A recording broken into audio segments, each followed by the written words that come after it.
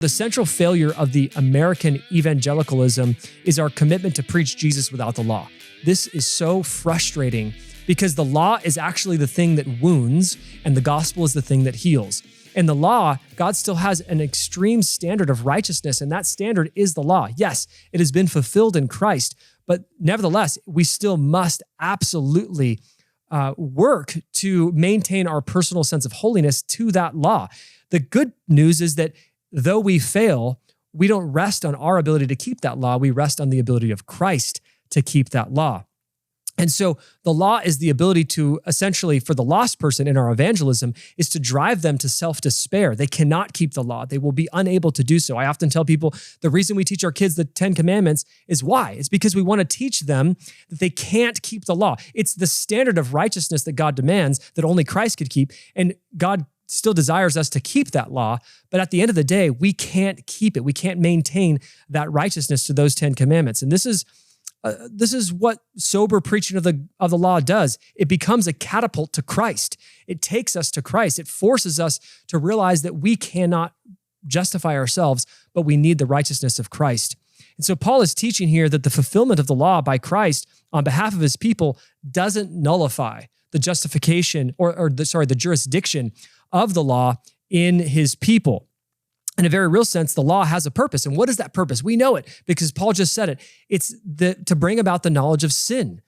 That's what it does. It's a mirror to ourselves to show. It's a measuring stick and a rod to make us realize that we are not righteous and that we need an alien righteousness, a righteousness of Christ that can be given to us again by faith. And so the law is still active in the world. It still absolutely should be used in our preaching.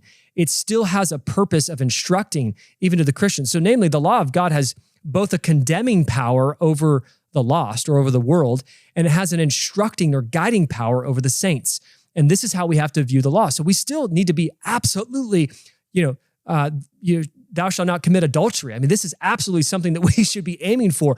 And Jesus doesn't even just leave it at that. He actually says, you've heard that it says to not commit adultery. I'm saying to you, even if you lust after a woman, you commit adultery in your heart. So what Jesus is doing is he's actually saying the law isn't just the actions, it's actually the thoughts and intents of the heart. So Jesus is a law magnifier. So he's saying it's not just about following just what is said here, it's actually the internal state of your heart matters to the law as well, which should make people despair even more because they're thinking to myself, oh my goodness, if lusting or thinking hateful thoughts or thinking blasphemous ideas, if even the thought of those things breaks the law, there's no way I'm going to be found righteous. And this is why Jesus says that you have to exceed the righteousness of the Pharisees, which leaves everybody in the room going, well, I can't do that. The Pharisees are the most extreme religious zealots that are there, and I'm nowhere close to that religious holiness. And this is exactly what Jesus is doing. He's saying, you can't do it. You can't do it. You need to turn to Christ. You need to have faith in Christ to bring your justification through faith because his righteousness, he's the only one that has been able to keep that law.